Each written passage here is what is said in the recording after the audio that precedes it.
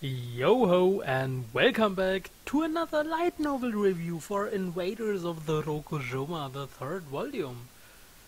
Oh boy, oh boy, oh boy, oh boy, oh boy. We had so many funny scenes, but then we had some more serious moments.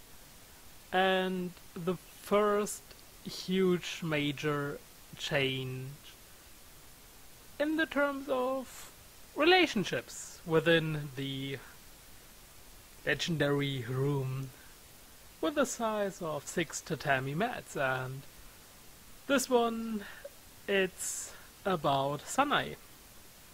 Well, we have a nice glimpse of Kiria's kinda unprotected side when she kinda let the guard down, but this one, it was mainly about Sanae, who was captured by ghost hunters, who were mistaken for perverts in the beginning because no one thought that they can see Sanae and they are after her because she is a ghost.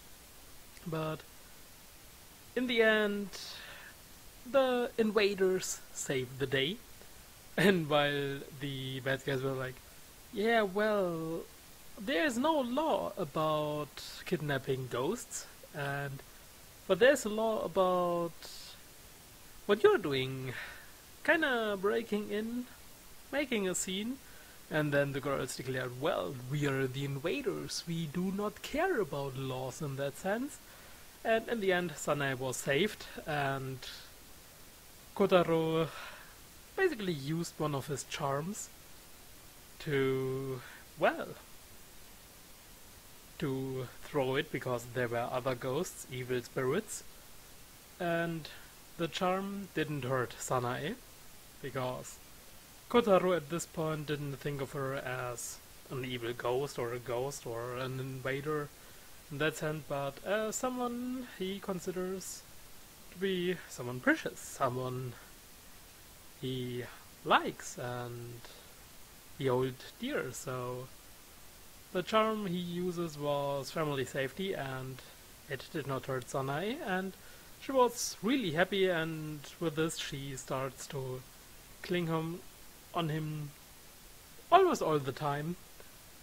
And it's really nice how we get this first major shift in the relationships. So while they are still going on with the points for the room, but neither of them wants the other to be completely gone, and yeah, why not just wait there together? Sanae being there, waiting for her parents to come home, and Kotaro just living in that cheap room. But all in all, what I really liked was that we had a lot of comedy scenes on the beach. We had kinda a running gag with Ruth and Taya stepping on Kotaro while he is still asleep and he rolls around the room. But yeah, the best thing for me was really the climax and all the nice scenes we had with Harumi. She gave Kotaro some advice about what he said and how it must feel even though it is the truth, and it's basically you can say something in two ways which may or may not have the same meaning, but the sound of it makes an insanely huge difference.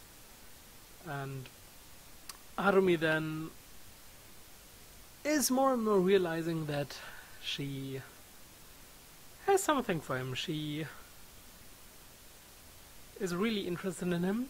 She has a huge crush on him, but she's way too shy to say something, and so she's just having her own world of troubles, which is quite adorable in that way, so I do like it.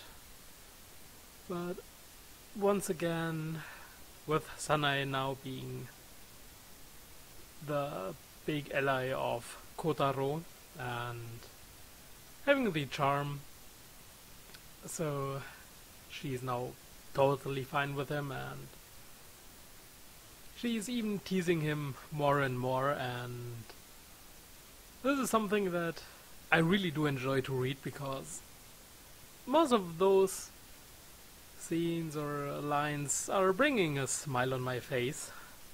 Sometimes I chuckle, sometimes I laugh out loud, but it's the fluffiness and the really nice feeling that this novel gives off that I can enjoy it the way I do, and in the end it still all comes down to the writing in itself and also the way how the translation flows, so it doesn't feel really clunky, so it's pretty damn nice.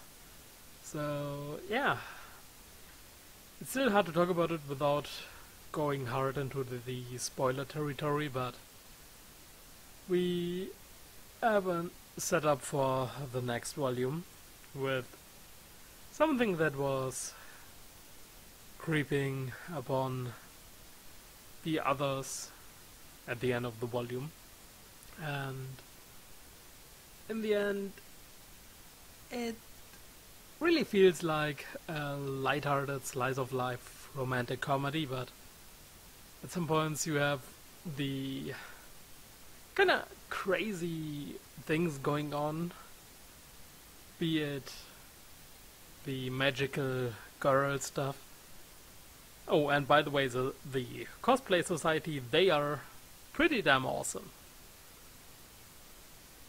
And which reminds me, I should have said, but one of the most lines I have actually read is when a girl is talking with Kotaro and like, oh yeah, it's nice to have such a girlfriend, right? And he's then going, yeah, it would be nice if it would be the case. So it's one of those, I don't even want to call it running gag, but because I actually do feel that he means it the way he says it, but most of the time it's just used as a joke, so he's most of the time going along with the flow.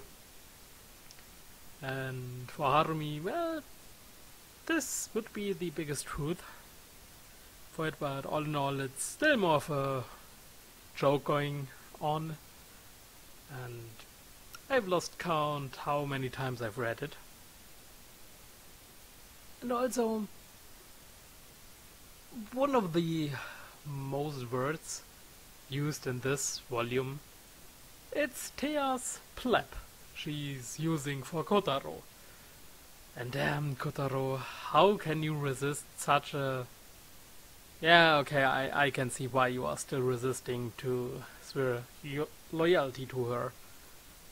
But yeah, all in all it was a really entertaining volume, and the things with Sanae going on and also what Kiriha is doing with the ghost hunters,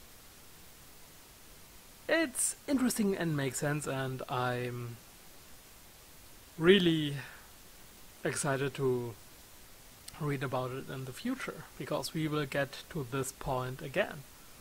So it's really hard to say that there are things that are written in this volume or in this light novel in general and then are completely forgotten, so everything comes back that was in one way or another used, introduced, mentioned, and damn, there are a lot of things like this, so keep it up with it.